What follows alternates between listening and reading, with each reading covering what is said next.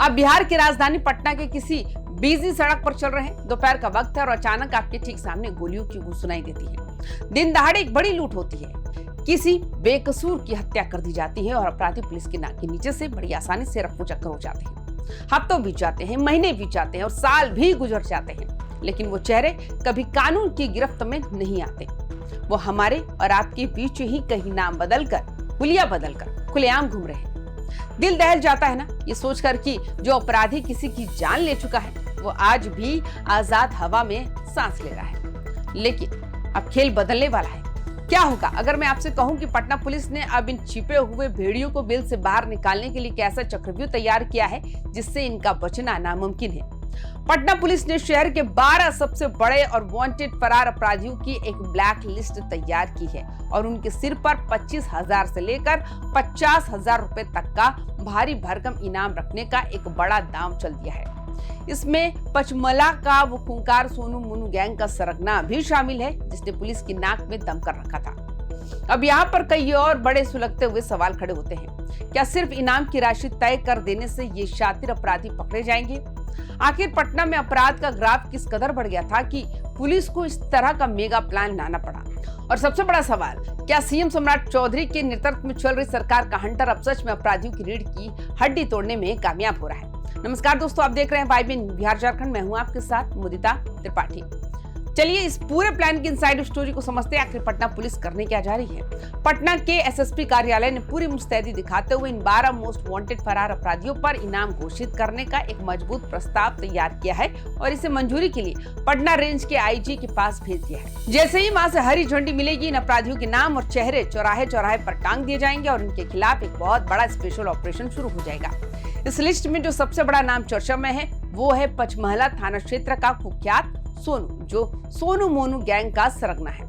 इस पर 25,000 रुपए का इनाम रखने की सिफारिश की गई। इसके अलावा लिस्ट में शामिल 2 और ऐसे खूंखार चेहरे हैं जिन पर सीधा 50,000 रुपए का इनाम तय किया जा रहा है, जबकि बाकी बचे 10 अपराधियों पर 25,000 रुपए की इनामी राशि का प्रस्ताव है।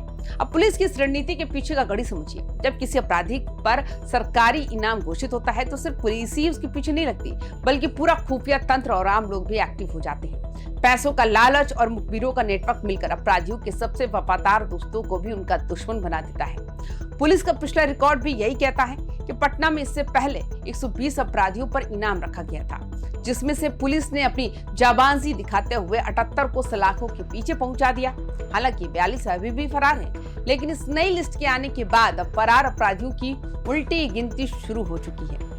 आखिर अचानक पुलिस इतनी आक्रामक क्यों हो गई? इसके पीछे सीधा कनेक्शन है सरकार के इरादों से। सम्राट चौधरी के नेतृत्व में सरकार इन दिनों बिहार में क्राइम फ्री मॉडल पर काम कर रही है। कानून व्यवस्था को लेकर सरकार की नीति बिल्कुल साफ और शीशे की तरह साफ है, यानी अपराधियों के खिलाफ जीरो टॉलरेंस। सचिवालय से लेकर थानों तक ये कड़ा संदेश भेज दिया गया है कि अपराध के मामले में कोई पैरवी, कोई भी ढील बर्दाश्त नहीं की जाएगी। यही वजह है कि आज एसटीएफ, डीआईयू और जिला पुलिस की संयुक्त टीमें मिलकर एक साथ काम कर रही है। पुलिस को फ्री हैंड मिल चुका है कि वो अपराधियों के गढ़ में घुसकर एक्शन ले।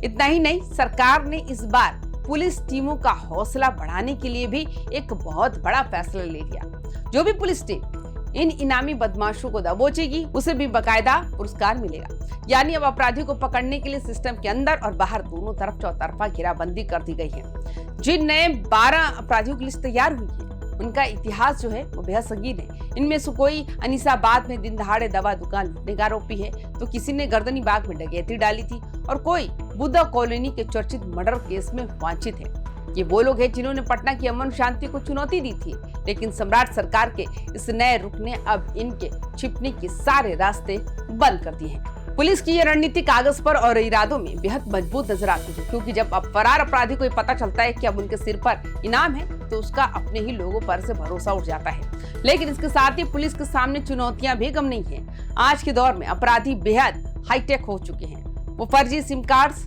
डार्क वेब, बदलते लोकेशंस और बिना ट्रैकिंग वाले कम्युनिकेशन ऐप का इस्तेमाल करते हैं। ऐसे में पुलिस को अपने पुराने मुखबिर तंत्र के साथ साथ डिजिटल सर्विलांस और टेक्नोलॉजी को भी 2 कदम आगे रखना होगा। पटना पूरे बिहार का दिल है। यहाँ की कानून व्यवस्था पूरे राज्य का आईना होती है। अगर राजधानी सुरक्षित होगी तो पूरे बिहार में निवेश आएगा, विकास होगा और आम आदमी बिना किसी खौफ के जी सकेगा। सम्राट चौधरी की सरकार और पटना पुलिस का ये कदम यकीनन तारीफ के काबिल है और उम्मीद है कि जल्द ही ये 12 चेहरे सलाखों के पीछे होंगे। चलते चलते आज का सीधा सवाल आपके लिए, क्या आपको लगता है कि इनाम रखने की इस पुरानी और कारगर रणनीति से सोनू मोनू गैंग जैसे अपराधियों का पूरी तरह सफाया हो जाएगा? आपके हिसाब से पटना को पूरी तरह अपराध मुक्त बनाने के लिए सरकार को और क्या कड़े कदम उठाने चाहिए? कमेंट बॉक्स में अपनी राय हमसे जरूर शेयर कीजिए। बाकी तमाम खबरों के लिए देखते रहिए YBN बिहार झारखंड। नमस्कार।